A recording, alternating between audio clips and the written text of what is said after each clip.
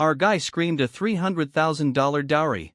Hungy looked at the woman sitting across from him and almost laughed from anger. The blind date had barely started, yet she was already talking as if his whole life had been weighed and thrown away. $300,000 is too much, she said. My cousin got $880,000 last year. If you can't afford it, plenty of men can. Maybe you should reflect on whether you're not working hard enough. In the end, he could only get up and walk home alone. He was almost 40. Half his life had gone into a mortgage, a car loan, and a job that had never truly belonged to him. Back then, everyone had said civil engineering was a promising major. Everyone had said a 211 university degree would change his fate. He believed them. He studied hard, chose the right path, and stepped into society full of hope. Then the real estate bubble burst. Jobs disappeared. Salaries froze. After more than 10 years of struggle, he still had debt on his back. Just when he thought things might slowly improve, he was laid off. Now, even a blind date could stand in front of him and use a dowry to humiliate his entire life. Was he really not working hard enough? No. In this era, choice mattered more than effort. One wrong decision could bury a man for half a lifetime. If he could do it again, he would never take that road. A sharp shout suddenly cut through the night. Watch out! Hungy raised his head. On the construction site beside the road, a huge iron pillar had slipped loose. It was falling straight toward him. For 1 second, the world became slow. His last thought was unwillingness. When warmth returned, Hungy heard a familiar voice beside him. Hey, what are you daydreaming about? This is the library. Hungy opened his eyes. The wooden desk, the old shelves, the cheap notebook, the outdated phone in his hand. Everything looked unreal, yet every detail was painfully familiar. He stared at the phone screen until his heart almost stopped. May 20th, 2008. He was back to his college years. To prove it was not a dream, he grabbed Gary's arm beside him hard enough to make him scream. It hurts. Let go. Hungy's hand trembled. That meant this was real. He had really returned to 2008. Before he could fully recover, a cold female voice came from beside him. Stop writing these things. Give up. I won't be with someone like you. Hungy looked over and saw Chole.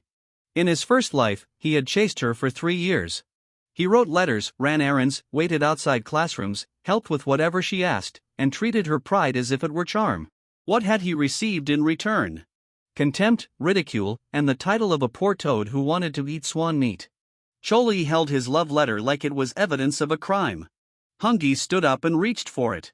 What are you doing? She asked. I changed my mind. He pulled the letter back and tore it in parts. Chole froze.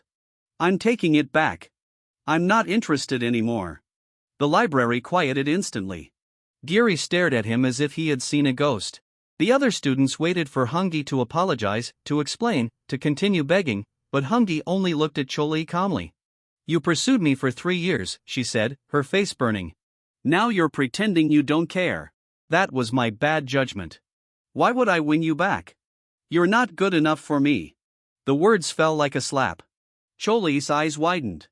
No one had ever humiliated her like that. Especially not Hungy, the boy she believed would always circle around her. She wanted to shout, but the librarian scolded them for making noise. Hungy apologized politely and left. Outside, Gary rushed after him, almost jumping with excitement. Brother Hungy, that was too cool. I've wanted to say that for ages. She always treated you like a servant. Hungy looked at the bright summer sky, and the heaviness from his previous life finally loosened a little. In this life, he said, I have more important things to do. Like what? Make money. Follow me properly and I'll let you live well too. That evening, Hungy went home. The moment he saw his parents, his palm almost trembled. His mother was carrying dishes from the kitchen. His father sat near the table, still pretending to be strict, but clearly waiting for him. In his first life, Hungy had spent too much time away, too much time struggling, and too little time giving them a good life. Now they were alive, younger, and standing right in front of him. His eyes turned red. Son, what happened? His mother asked. Who bullied you? His father's expression also changed. He only forced a smile. No one. I just missed you. His mother laughed and scolded him for being silly. But Hungy knew what this second chance meant. This time, he would not let them grow old worrying about money. This time, he would not wait until it was too late to be filial. At dinner, he tested the limits of his family's support. Mom, Dad, I want to start a business. I need 5 million yuan. His mother nearly dropped her chopsticks. 5 million? Do I look like I have 5 million? Your father earns 3,000 a month. Are you trying to squeeze him dry, too? His father was calmer. What business needs that much? Hungi told them the old town would soon be demolished. If he could buy several buildings before the news became public, the compensation would multiply the money several times. His father listened seriously, but the amount was impossible for their family. His mother dismissed the information as something he had seen in a dream and handed him $50 instead. Wash the dishes tonight. That is your startup fund. Hungi accepted his mother's words. While washing the dishes, he thought about his situation. Even though he possessed knowledge of the future, without money and connections, he would still miss every major opportunity. Simply knowing what will happen is not enough. He must use that knowledge to become rich. The next day, Hungi was sitting in the school library eating chips and planning his future when his eyes fell on Nancy. She was the beautiful daughter of an extremely wealthy family. But she was so cold and distant that no one dared to approach her. However, Hungi saw an opportunity in her. He thought that if he could somehow become her friend, she might be able to help him with the money he needed for his business. He offered Nancy a packet of chips. To his surprise, she quietly began eating them. Hungi sat beside her and said, "Now that you're eating my chips, we're friends from today onward, right?" Nancy ate as secretly as if she was committing a crime. Hungi did not flatter her or act nervous around her. He simply talked to her normally, and the two soon became friends. After a while, Nancy asked whether he needed anything. Hungi stayed silent for a moment before explaining that he wanted to start a small business, but did not have enough money. Nancy immediately offered him $1,000. In Hungi's previous life, even his monthly salary was not that high, while for Nancy, it was nothing more than pocket money. But Hungi said that $1,000 would not be enough. Nancy looked a little disappointed. Hungi explained that he would now have to find a job, which meant he may no longer be able to visit the library every day. The thought of losing her first real friend made Nancy anxious. She promised to find another way to help him and then left. Hungi wasted no time and called his best friend, Huri. With Huri's help, he got a food delivery job near an internet cafe and earned around $250 in a single day. While he was making deliveries, Choli saw him and mocked his financial condition. She said arrogantly, "Just wait. At tomorrow's school gathering, Hungi will come to me and apologize on his own." The next morning, Hungi returned to the library where Nancy was already waiting for him. Without saying much, she handed him a golden card. Hungi stared at it. "Where did you get this?" Nancy replied innocently, "I took it from my father's card collection. He has so many that he won't even notice if one goes missing." The luxurious golden card made Hungi's entire body tremble. Nervously, he asked, "How much money is inside it?" Nancy answered in the most casual voice possible. "Not much, only $2 million. Hungi nearly screamed. He could not believe his ears. Nancy then casually asked, "Do you need more? I can steal another card from my father." Hungi immediately stopped her. He promised to return every dollar within 1 month. In his heart, he felt as if Nancy was a golden bird sent directly into his life. Nancy, however, had no interest in contracts or interest payments. She only asked whether Hungi could bring her more chips. Hungi smiled. "Of course, tomorrow I'll fill both your hands with chips." After Nancy left, Hungi took Huri to an old building downtown. He offered the elderly owner $600,000 for it. Huri panicked. "Where did you get this much money? Don't tell me you stole your family's savings." Hungi told him not to worry. The building may look old, damp, and useless, but he knew the entire area would soon become part of a government development project. Once that happens, the owners will receive compensation several times higher than the current property value. The old owner was delighted to receive such a generous offer for his broken-down building and immediately signed the papers. Once they left, Huri said that their lunchbox business had great potential. He believed they should use the money to expand into a proper restaurant. Hungi gave him a little information about the upcoming government project. Huri assumed Hungi had obtained some internal news, but Hungi explained that his goal was far bigger than simply growing one restaurant. Huri then reminded him about the student gathering that evening. Hungi remembered Ethan, a rich and spoiled student who humiliated both him and Yuri at the same gathering in his previous life. Hungi had no intention of going there only to suffer the same insult again. Yuri added that Choli would also be present and had been telling everyone that Hungi would come to apologize to her. Hungi did not care. That evening, almost every student attended the gathering. Ethan kept ordering expensive drinks and loudly announced that he would pay the entire bill. He used every opportunity to show off his wealth. After some time, he asked, "Where is that loser, Hungi?" One student replied that Hungi was selling restaurant lunches near an internet cafe and was probably too ashamed to attend the gathering. Choli pretended not to care, but she was increasingly irritated. The boy who always followed her had suddenly lost interest, and to her that felt like a personal insult. At that moment, one of Choli's friends rushed inside and shouted, "Hungi didn't come because he's outside spending time with Nancy." Everyone was shocked. They immediately went outside and secretly watched the two. Hungi was calmly playing with Nancy on a wooden horse ride in a public park. Nancy sat behind him, eating chips without a single worry. Seeing them so close left Choli and the others speechless. The students tried to convince themselves that Hungi and Nancy must have met by coincidence. One boy laughed. "Why would a girl like Nancy ever date someone as poor as Hungi?" Yuri answered that Hungi recently bought a building for $600,000. Hungi may look ordinary, but he was clearly capable of making his own decisions. A few days later, the government officially announced the development project. In exchange for his property, Hungi received a villa, another property, and a massive compensation package. His investment multiplied within days. That same night, Hungi returned Nancy's money. They sat beside a swimming pool and under the soft lights, even Hungi became momentarily lost in Nancy's beauty. When he gave the card back, Nancy asked sadly, "Now that you've returned the money, does that mean we won't be friends anymore?" Hungi smiled. "Money and friendship are completely different things. We'll always be friends." Happiness instantly returned to Nancy's face. Hungi told her, "This is only the beginning. One day, I will create an enormous business empire." Instead of investing all his profit in one place, he spread it across several businesses, a soup restaurant, a beauty salon, and other small ventures. One of them was the Star Moonlight Bar. Hungi remembered that an international football tournament was about to begin. During the tournament, every bar and restaurant in the city would be packed, so he leased the Star Moonlight Bar for 1 week at a cost of $30,000 and prepared it for live screenings. On the first night of the tournament, nearly every bar and restaurant was full. Choli and her friends could not find a place to watch the match. Yuri told them, "Hungi rented the Star Moonlight Bar. We can watch it there." Choli refused to believe him. Yuri then revealed that Hungi had invested in several businesses over the past few days. Choli finally began to understand that Hungi was becoming successful at an incredible speed. She tried calling him, but the call did not connect.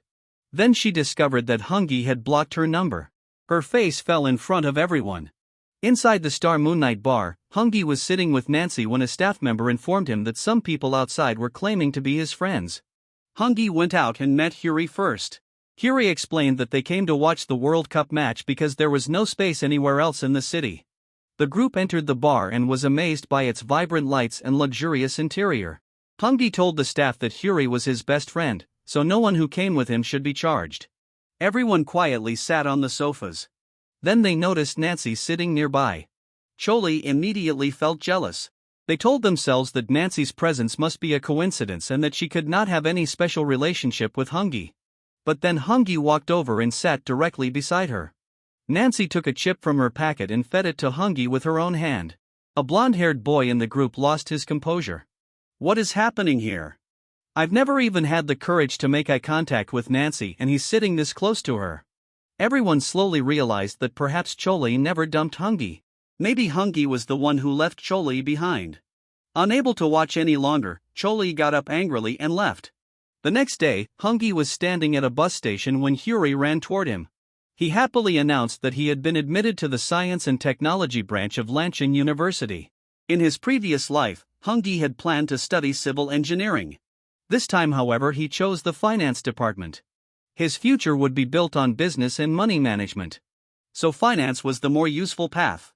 Choli arrived and accused Hungi of ignoring her calls and breaking his old promise. She insisted that he applied to Lansing University only because she was going there. Hungi calmly replied, "You're mistaken. Nancy applied to this university, so that is why I'm going there. He then showed her that he had blocked her number. He did not want her to create any misunderstanding between him and Nancy. Choli stood there like a statue. Gritting her teeth, she said, "Hungi, I won't let you go." Hungi ignored her and left with Huri. When they reached the university, Huri insisted on visiting a nearby tea shop because he hoped to meet some girls. Hungi refused at first, but as Huri's best friend, he eventually gave in. Inside the tea shop, a group of students began discussing relationships. Huri joked that Hungi was still single. A red-haired girl sitting nearby introduced herself. Her name was Hina and she belonged to the law department. After some time, the bill arrived. 10 students ordered drinks costing $10 each, making the total $100.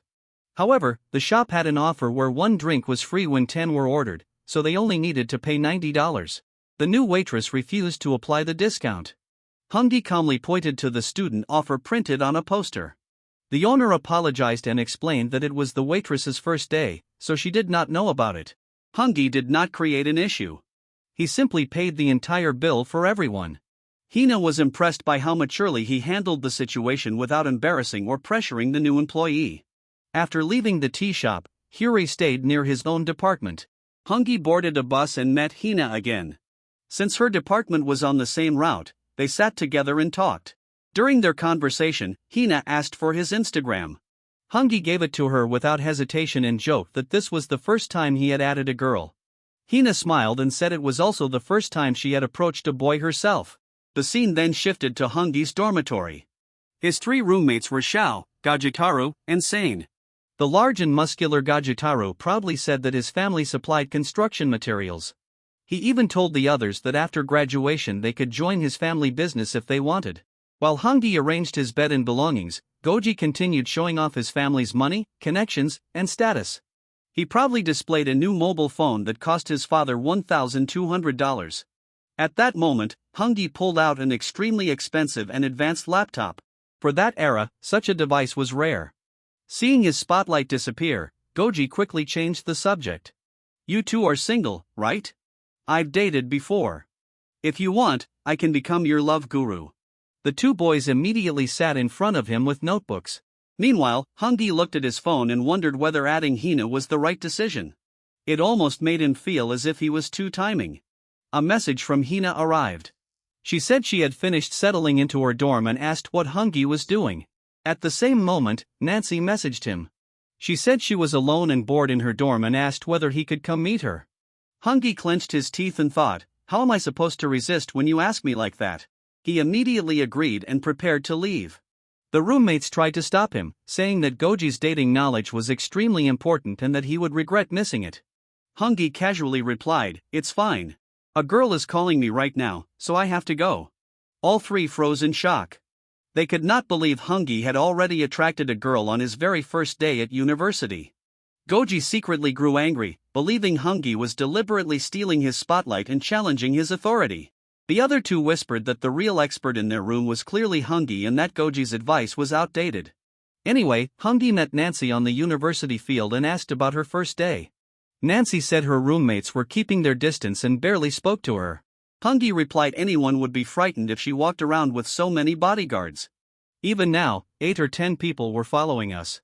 Nancy explained that she did not like it either, but her mother was terrified that someone might bully her.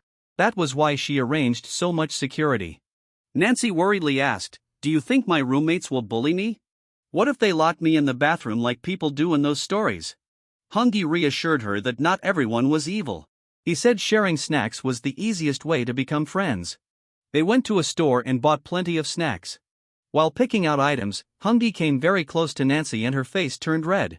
Hungi noticed it but assumed she was simply feeling hot because the shop had no air conditioning. After they left, Hungi told Nancy about his future plans. The internet and website market would soon grow rapidly. The dot boom had not yet begun, which meant he had a chance to enter early. Because of his knowledge of the future, Hungi knew websites would become extremely popular. He planned to begin with a website business, then enter e-commerce and take advantage of every early opportunity. Nancy did not fully understand his explanation, but she smiled and said, "I didn't understand much, but I'll always support you." That night, Goji suddenly punched the dorm room door and said, "Hungi, come with me." I need to speak to you alone. On the rooftop, Hungi warned him, don't start a fight. We live in the same room. If we fight, it will destroy our unity. But Goji suddenly dropped to his knees and began crying. You steal every moment from me. Whenever I try to do something, all the attention goes to you. Hungi immediately told him to stand. No man should kneel before another over something so small. It was a matter of self-respect. Goji cried, you take my spotlight without even trying. Just give me one chance to prove myself in front of everyone. He explained that tomorrow was their first class and he wanted to show off in front of the whole class. He asked Hungi to help him. Hungi remembered that at this age he was also insecure and arrogant. These things may look childish now, but they were often what drove young students. He helped Goji stand and said, fine, I'll help you tomorrow. The next day, the 4 roommates entered their first class. Everyone was nervous about meeting new people, especially girls. Hungi picked up Goji's phone and loudly praised its $1,200 price, high-level camera, and flagship features. Goji proudly explained that his parents gave it to him so he could stay connected with his family. Hungi acted amazed. A phone this expensive? If I owned it, I wouldn't be able to sleep because I'd constantly worry about protecting it. You're incredible. The other students began talking about Goji's wealthy family, but most of the girls found the show-off fake and irritating. By reading their expressions, Hungi realized that instead of helping Goji, he may have destroyed his chances. With this attitude, Goji might remain single for the next 4 years. At that moment, several girls walked through the corridor with Nancy behind them. The moment she saw Hungi, she smiled. Many boys were instantly mesmerized by her smile. Hungi smiled back and talked to her casually. Nancy's friends noticed him. Since they already knew Nancy's background was extraordinary, they assumed that any boy she spoke to so comfortably must also come from a powerful family. Besides, they found Hungi handsome. After class, Hungi and his roommates visited a small restaurant near campus. Goji treated everyone and repeatedly thanked Hungi for helping him stand out in class. Soon, however, Goji returned to his usual behavior and started rating the girls in their class according to their hair, faces, and figures. Hungi received a message from Hina asking whether there was a good restaurant nearby. He sent her his current location and said she could join them with her friends. Goji asked Hungi about his dating plans. Hungi said he currently wanted to focus only on studying and making money. Goji assumed he lacked confidence or was afraid of rejection. A little later, Hina called to say she had arrived. The roommates saw the attractive red-haired girl standing outside and immediately became excited. As Hungi looked toward her, Goji said, that girl is far too high level. She won't even look at you, so stop dreaming. Hungi teased him. There's nothing wrong with dreaming. Without dreams, how can anything become real? Everyone laughed. Hina entered the restaurant and walked directly toward their table. All 3 roommates quickly fixed their hair and clothes, but Hina sat beside Hungi. Their faces became priceless. They could not believe such an attractive girl already knew him. Hungi awkwardly introduced her and explained that she belonged to the law department. The boys asked Hina how she met Hungi and who asked for the other person's contact first. Hina directly answered, I asked Hungi for his Instagram. Now they understood that although Hungi looked ordinary and relaxed, he knew exactly how to handle social situations. Hungi asked, you said you were coming with your classmates. Where are they? Hina suddenly remembered, I forgot them outside. Wait, I'll bring them. The moment she left, the 3 roommates jumped up and grabbed Hungi. How do you keep meeting these girls? Did you use magic on them? How can someone like you be a roommate of 3 single bachelors? Hungi struggled to escape. Let go of me. I'm completely innocent. Just then, the staff arrived with the food. Hina returned with 2 roommates and the boys instantly released Hungi and sat down as if nothing happened. One of the girls with Hina was Chole. The moment Hungi saw her, he knew his peaceful lunch was over. Everyone sat down. Chole kept staring at Hungi while he pretended not to notice and continued eating. The girl wearing glasses asked Hina which boy at the table she liked most. Hina quickly replied, none of them. Her friend laughed. You changed your clothes 5 times before coming here. You clearly like someone. Hina glanced at Hungi beside her and softly said, Hungi is quite good.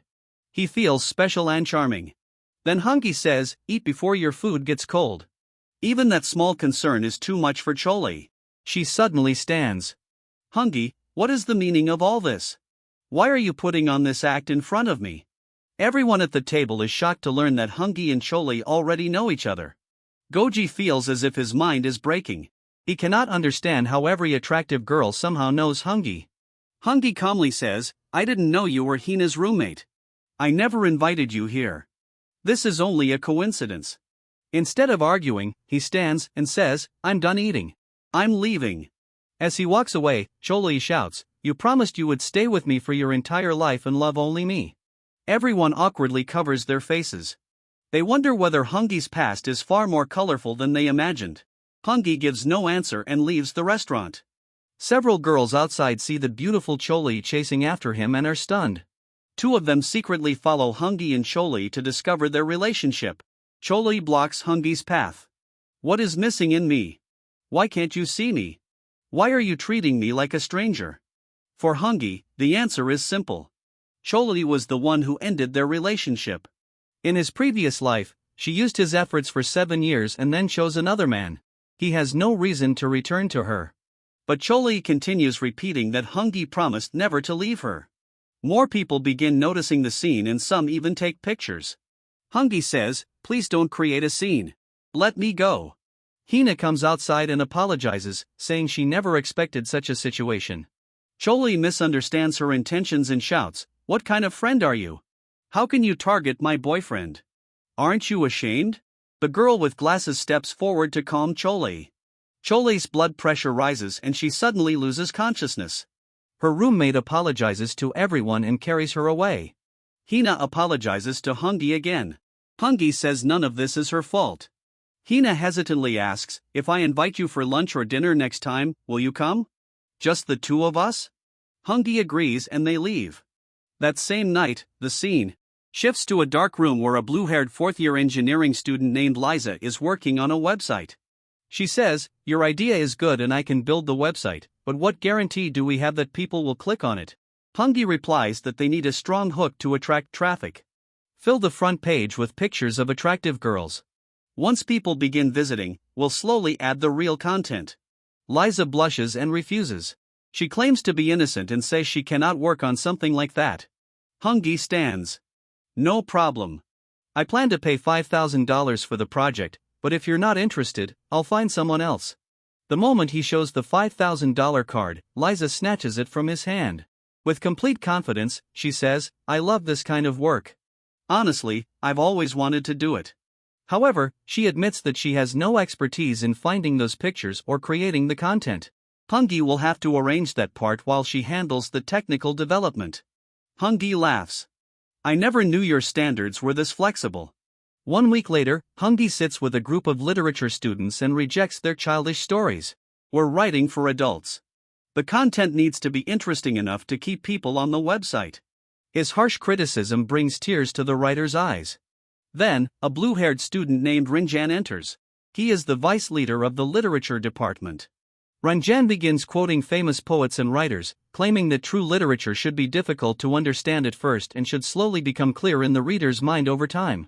Hungi places a bundle of money in front of him.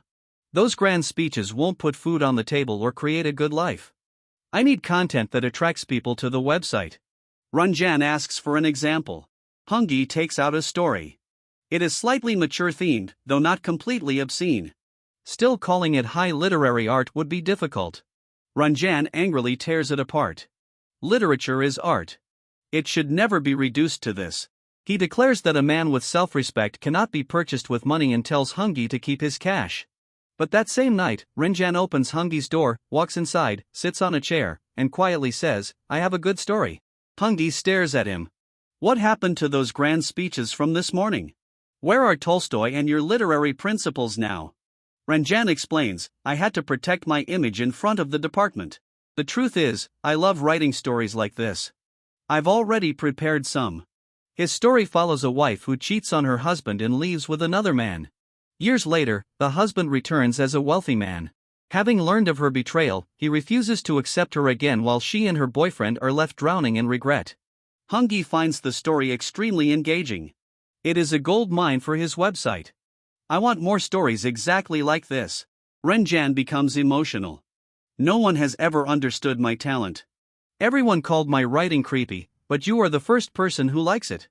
Hungi writes him a check for $20,000. That is your salary for an entire year. From now on, you will continuously write stories for me. Soon, many other literature students join Hungi's project, and the website begins growing rapidly. A month later, university military training is underway. After training, Goji once again gives Hungi relationship advice, saying he needs to choose a good partner, even though Goji himself is still single. Hungi jokingly asks, "Do you see any good girl around here?" Goji points toward a beautiful girl standing nearby. It is Nancy. Hungi casually says, "Hello." The moment Nancy sees him, she smiles and runs over to talk. Goji feels his heart collapse. He cannot understand why every beautiful girl at the university knows Hungi and seems interested in him.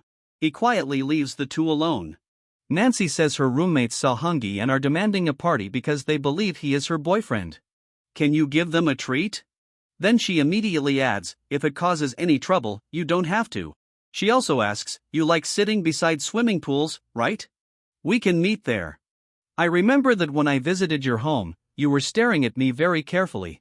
Hungi immediately begins coughing. That evening, he treats Nancy and her roommates to food and drinks. The red-haired roommate says, Hungi, you're a strange friend. You haven't visited Nancy's dorm even once. Another girl teases him. Nancy talks about you all day. As punishment, you need to drink 2 extra glasses. Then they reveal that Nancy even refuses to watch movies with them because she worries Hungi might feel bad.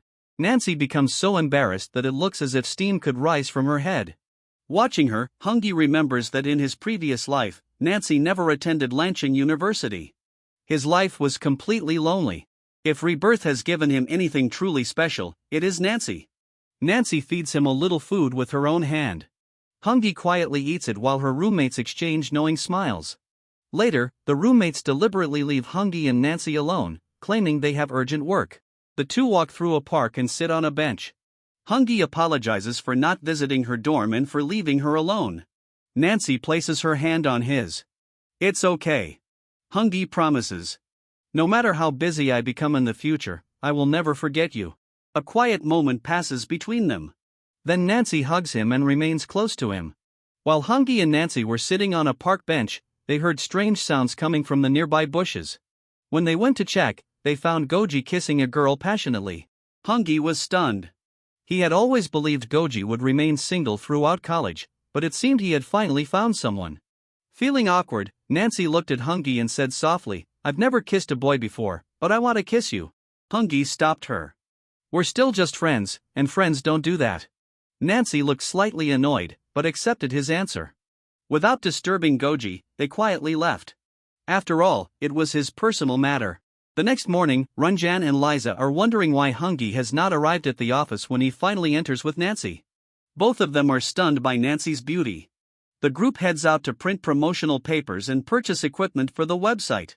Internet infrastructure is still weak, so many tasks must be handled manually. While walking under the hot sun, Hungi regrets not arranging a vehicle. There is not even a bus on that route. Nancy sends a short message. Within minutes, an extremely luxurious car arrives. An elderly man steps out and greets Nancy and Hungi respectfully.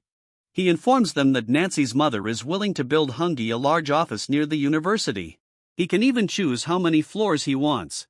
At the printing factory, Ranjan requests a student discount for 10,000 promotional copies. The manager refuses. We don't negotiate prices. Whether you are students or businessmen makes no difference. You must pay the full $20,000. Then Hungi and Nancy pass the doorway. Nancy hands her juice to the elderly driver. The factory manager sees the old man and freezes. That is Lao Ji-dong, an influential local figure. What is he doing with these students? He asks Ranjan and Liza about him. Ranjan casually replies, he is our boss's driver. The manager nearly collapses. If such an influential person is merely someone's driver, then how powerful must the real boss be? Ranjan says, fine, if you don't want to deal with us, we'll go somewhere else. The manager immediately stops them. Wait, I'll give you the best and most affordable price in the entire city. He knows he cannot risk offending such people. Meanwhile, Lao Ji-dong watches the happy Nancy beside Hungi and thinks that Nancy's mother was correct. Nancy never smiled this freely before.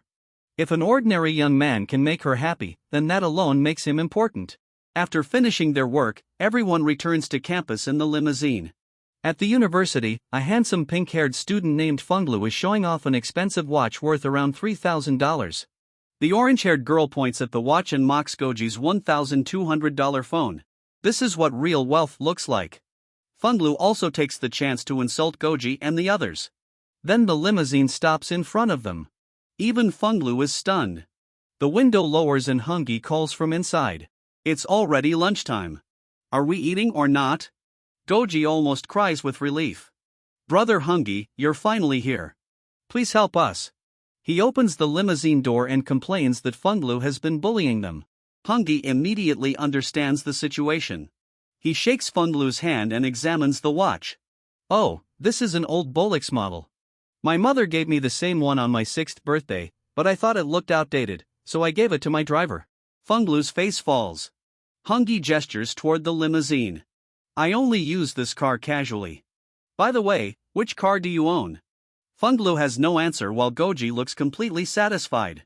But instead of continuing to humiliate him, Hungi places a hand on Funglu's shoulder. We are all sons of the same country. We should not create distance between people because of money. He continues, showing off does not make someone great. True greatness comes from remaining humble and respecting others. The girls who had considered Hungi ordinary and low-class suddenly find him extremely handsome and impressive. The orange-haired girl decides she must find a chance to get close to him. As Hungi prepares to leave, she asks, "Will you have dinner with me at the cafeteria tonight? Just the two of us?" Hungi refuses, saying he has important work. Funglu offers him a position in the student council and says Hungi could soon become a branch president. Since it is Funglu's final year, he believes Hungi would be a perfect successor. Hungi declines. He has no interest in wasting time on unnecessary responsibilities. He leaves in the limousine. Funglu shouts after him, "If you ever need anything, ask me. I will definitely help." A few days later, several senior students from the Arts and Literature department surround Hungi on the field. They are actually discussing future content for the website. Ranjan has become the project's greatest gold mine. His stories are the most popular, so Hungi gives him the monthly Top Writer Award. Ranjan excitedly announces the title of his next story. My lover is getting married, but to someone else. Everyone immediately loves the idea. From outside the window, a heavy-set girl watches the entire scene. Hungi tells Liza to distribute a share of the month's profit among all the employees so they will remain motivated and work harder. Everyone applauds. Then the heavy-set girl storms inside and shouts, "What is happening here? You people have turned the entire literature department into a joke." Ranjan quietly tells Hungi that she is Sinda, the leader of the Literature Society. Sinda says, "Money cannot buy everything. These low-level stories are destroying the standards of our department." Hungi calmly replies, "A creator should produce what the audience wants. We are not making anything illegal. These are simply entertaining and engaging stories." Sinda warns every student that anyone who continues working with Hungi will be removed from the Literature Society. Ranjan explains the real danger. Graduation credits, scholarships, and many university facilities depend on recommendations from official societies, especially for fourth-year students. The writers lower their heads. Hungi pays well, but they cannot risk losing their scholarships and academic futures for a job that may not be permanent. One after another, they apologize to Hungi and leave. Ranjan places his final unfinished story in Hungi's hands and follows them. Hungi does not stop anyone. He understands that they have no choice and that he needs time to think. 3 days pass. Liza reports that the website's users are becoming frustrated. They want the next chapters, but all new content has stopped. If we don't act soon, we'll lose the traffic and loyal audience we worked so hard to build. Hungi realizes Sinda struck the weakest point in his entire system. Then he stands. If official societies are this powerful, we'll create our own society. After that, no one will be able to stop our writers. The next morning, Hungi and Liza take their documents to the Student Society registration office. A blonde-haired receptionist looks at them casually. Another student trying to create a society just to collect credits and scholarships. She reads the application and dismisses it. Only a website? Everyone is creating websites these days. We cannot approve an official society for something this ordinary. Liza is about to argue, but Hungi stops her. Our website already has more than 150,000 users. The receptionist thinks he's joking. Ambition is fine, but you should at least use realistic numbers. At that time, 150,000 users is an enormous figure for a university website. She points to a thick pile of applications. Some students want to build electric cars while others want to work on drones. In her opinion, a simple website cannot compete with such projects. Hungi calmly says, I have no interest in the other applications. I've shown you what I needed to show. The decision is yours. Then he leaves with Liza. A senior professor enters the office later and asks about the day's new projects. He picks up Hungi's file and asks, someone is still working on a website project. The receptionist laughs. That boy claims his website receives more than 100,000 visitors every day. I thought he was joking. The professor finds it interesting and asks for the website details. At first, the slightly mature-themed poster makes him angry, but once he begins reading the stories, he becomes completely absorbed. Morning turns to evening and evening turns to night. When the professor finally checks the time, he is stunned. An entire day has disappeared without him noticing. He immediately calls the receptionist. This young man has created something excellent. Approve it as an official society, allocate one of its largest working rooms, and provide $100,000 in startup funding. The professor believes websites will become an enormous market in the future, and the university must support this project. That night, Hungi and Goji are returning to the dorm after dinner when the blonde-haired receptionist runs toward them. Your project has been accepted. It has been ranked among the university's best startup projects. Hungi teases her. This morning, you thought my website was a joke. She smiles awkwardly. I was blind and failed to recognize your talent. Please forgive me. If you ever need help in the future, come to me. The next morning, she takes him to one of the university's largest society rooms. It contains many computers, coffee machines, a refrigerator, storage cabinets, and enough space for dozens of people to work comfortably. Hungi smiles. Leader of the Literature Society. Now I'll show you where you truly stand. 2 days later, Cinda arrives at the Literature Society office and finds it completely empty except for one girl. Where is everyone? The girl nervously replies. They all went back to work with Hungi. Cinda looks at her. At least you stayed. You must truly love literature. The girl points to her broken leg. I didn't stay because of literature. I can't walk, so I'm sitting here to avoid getting injured again in a crowd. Cinda's face collapses. She slams open the door of Hungi's new office. Hungi, come outside. She threatens the writers, saying they will lose their credits and scholarships if they work with him. Hungi calmly steps forward. My website is now an official S-level project under the entrepreneurship department, and I have established my own society. He can now provide the writers with more academic credits and scholarships than the Literature Society. On top of that, everyone receives a monthly salary, performance bonuses, and extra payment for additional work. Hungi asks Cinda, what can you offer them to compete with me? Do you honestly believe you are capable of matching this? Cinda grabs Renjin's arm and tries to drag him away, but he refuses. Please don't come here again. Our new leader, Hungi, may become upset, and I don't want to offend him. Cinda leaves in humiliation. Once she is gone, Hungi addresses everyone. Now that we're together again, we must push the website's traffic to its maximum potential. His next goal is to attract such a massive audience that major investors will pay to advertise on the website. To increase traffic, Hungi announces an online university beauty contest. Students will vote through the website and the contestant with the most votes will become Miss Beauty. The news spreads rapidly across the campus. Girls begin registering while students debate who deserves their votes. The next day, Renjan brings Hungi the final candidate list. Hungi sees Nancy's name. Remove Nancy from the contest. Renjan is confused, but she's incredibly beautiful, she would easily finish in the top 3. Hungi replies, that is exactly the problem. She is so beautiful that everyone will assume she will win. The competition will lose its excitement. The real reason is different. Nancy's family background is too powerful, and Hungi does not want to expose her identity for such a small event. The next day in class, the orange-haired girl openly promotes herself and asks everyone to vote for her.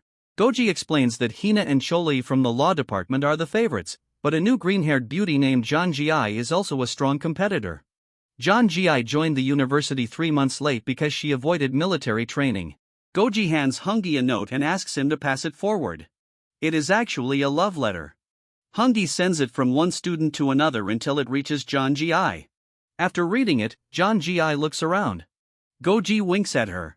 She hates the gesture, tears the letter apart, and throws it away. Goji's heart breaks. Later, the orange-haired girl says, "I don't care about Hungi's money. He is honest and kind. I genuinely like him." John Gi overhears the conversation and mistakenly assumes the love letter came from Hungi rather than Goji. She says coldly, sending love letters to girls during class is shameless behavior. After class, Liza excitedly reports that the beauty contest has pushed the website toward 500,000 users. They have also received their first brand promotion offer. A company is willing to pay $20,000 for an advertisement. Hungi reads the documents and sets them aside. That amount is too low. The others remind him that it is their first deal. But Hungi explains, "We won't reject it. We'll negotiate. Our website is worth several times more. Just watch." The next day, they visit an herbal milkshake shop near the university. The shop is far from the main entrance, and customers dislike the strange taste of its herbal ingredients. Almost no one visits. Hungi smiles at the empty shop. "This is exactly what we need." He asks the owner whether anyone has offered to buy it. The owner sadly replies, "No. Things are so bad that I haven't paid rent for 3 months." Hungi asks how much he wants for the shop, including all equipment and raw materials. The owner says he will accept any offer above $15,000. Hungi immediately offers $30,000 and purchases the shop. Liza is angry. "We only received a promotion offer and you spent $30,000 on a failing shop. Isn't that too much?" Hungi explains. People still don't understand the real value of websites. They have no idea how much business this traffic can generate. His plan is to tell nearby businesses that one shop has already offered $8,000 for advertising. Once others hear about the demand, they will bid higher. Since the milkshake shop now belongs to Hungi, even an investigation will not reveal that the offer was manufactured. Liza asks who will manage the shop. Hungi replies, "Don't worry, I'm going to give it to someone." Later, he hands the shop documents to Nancy. "From today onward, this shop belongs to you. You can sell whatever milkshakes and drinks you like." Nancy is overjoyed. The move solves 2 problems. Nancy's popularity will attract customers to the shop, while the shop's supposed $8,000 offer will raise the website's advertising rates. Hungi meets the businessman who originally offered $2,000. He explains that a milkshake shop has offered $8,000 and that the website has not accepted it yet. Afraid of losing the advertising slot, the businessman raises his offer to $10,000. Hungi immediately finalizes the agreement. Soon, posters appear across the campus, announcing that the beauty contest winner will receive a $10,000 cash prize. The enormous reward shocks everyone. No one imagined that a university student could earn so much through a website. The contest's success reaches Cinda. Once she confirms that the website belongs to Hungi, she decides to destroy his reputation. She uploads a misleading video to the college forum that makes it look as if Hungi was caught two-timing 2 beautiful girls. The video becomes a campus sensation. Everyone begins judging Hungi's character. Nancy's roommates show her the video and angrily claim Hungi is cheating. But Nancy trusts Hungi more than she trusts herself. This is fake. Hungi would never do that. Her roommates call the video evidence, but Nancy replies, "He recently gave me a very special gift. He doesn't even look at anyone other than me." She takes them to the beautifully renovated milkshake shop. When they discover that Hungi gifted the entire shop to Nancy, they are impressed again. They begin dreaming about the day they might find a caring and wealthy partner of their own. Meanwhile, Liza and Renjan ask Hungi how they should respond to the rumor. Hungi orders his people to join the online discussions and increase the argument and engagement. More debate means more users, more traffic, and higher advertising rates. He also launches paid badges and emojis. Users can purchase them and send them to their favorite contestants to increase their points. Liza is stunned. "We can earn even more from this than from sponsorships." Hungi simply smiles. In the future, he has seen live streaming platforms use the same model where viewers spend money to support creators. He's introducing the system years ahead of its time. Students begin competing to push their favorite contestants ahead. Tane even announces that he will survive on instant noodles for the entire month and spend all his remaining money on his favorite contestant. Walking behind them, Hungi thinks, if they ever discover I created this system, they'll tear me apart. But business is business. Then the blonde-haired friend of the orange-haired girl asks Hungi, will you have dinner with me tonight? The orange-haired girl is shocked. Her best friend was supposed to help her approach Hungi, but now she is asking him out for herself. Hungi replies, I won't go to dinner alone with someone. If it's a group dinner, that's different. John Gi arrives and casually says she will join as well. At the group dinner, the boys arrive in overly stylish clothes, making the girls laugh at them. Hungi alone wears simple clothes and calmly drinks juice. He remembers that in his previous life, he also spent hours preparing whenever girls attended a party. This life is different. He will not waste time chasing anyone. When the food arrives, John Gi looks at him coldly. I heard you're very rich. Why don't you pay the room rent and the entire dinner bill tonight? Hungi smiles. This is a group dinner. I didn't invite everyone. We all agreed to come, so the bill should be divided among us. John Gi says, if you pay my bill, I'll follow you on Instagram and add you to my chat. Hungi refuses. Why do you think your follow is so valuable that I should pay your bill just to receive it? Even Goji is shocked. He had assumed Hungi attracted girls only through his face and money. But Hungi's attitude is completely different. Feeling humiliated, John Gi stands. I don't want to eat anything. Then she leaves. The next night, John Gi sends Hungi a message apologizing for her behavior at dinner. Hungi sees the message but does not reply. He does not accept her follow request either. After waiting for a response, John Gi becomes furious. How childish can this boy be? He is acting tough and hasn't even accepted my request. The orange-haired girl laughs and clears up the misunderstanding. The love letter that day did not come from Hungi. Goji wrote it. Hungi only helped pass it forward. John Gi becomes embarrassed. So Hungi has no interest in me. The orange-haired girl replies. Hungi is not easily impressed. The girl he likes is on a completely different level. At that moment, Nancy enters the room and washes a cup at the sink. John Gi falls silent. Nancy is so beautiful that John Gi questions her own appearance for the first time. After Nancy leaves, the orange-haired girl explains that she is the university's mysterious, rich beauty, and she is Hungi's girlfriend. Think for yourself. With someone that perfect beside him, why would Hungi look at anyone else? John Gi feels deeply embarrassed. A few days later, the final round of the beauty contest arrives. A huge crowd gathers for the award ceremony. Hina, wearing a red dress, takes third place. A beautiful white-haired girl finishes second. Choli becomes the winner. The entire hall erupts with applause and cheers. Goji shouts Choli's name louder than anyone and proudly claims he gave her the most votes. Hungi sits outside the hall. From the noise, he understands that Choli has become Miss Beauty. Ranjan knows their relationship is poor and asks whether Hungi has a problem with the result. Hungi calmly replies, I wanted this contest to remain fair and honest. I don't care who wins or loses. The contest has already achieved his true objective. Website traffic has increased tenfold, crossing 1 million daily users with visitors arriving from across the country. While receiving the award, Choli gives Hina a half-hearted apology for her previous behavior, then claims she has found a man better than Hungi. Hina replies that the apology came too late.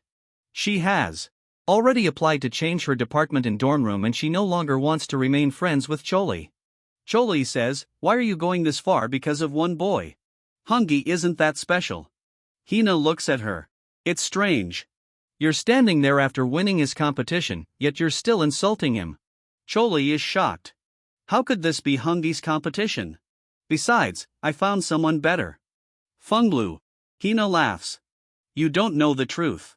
The website, the beauty contest, the promotions, and this entire event were all created by Hungi. She calls the stage host, who confirms that Hungi is their boss and that everything has been organized according to his instructions. The first place trophy slips from Choli's hand and shatters on the floor. She had been proudly celebrating a victory in a competition created by the same boy she repeatedly called poor and worthless. Later, Choli sits alone in her dorm. Hina's room change request has been approved, leaving only the roommate with glasses. The roommate tells Choli that rumors across campus claim Hungi earned hundreds of thousands of dollars from the beauty contest in addition to brand promotions and advertising revenue. Choli is completely stunned. Hungi has become far more successful than she ever imagined. She begins crying. Hungy, I want you back. No matter what happens, I will win you again. That same night, Hungy and Nancy watch a ghost movie together.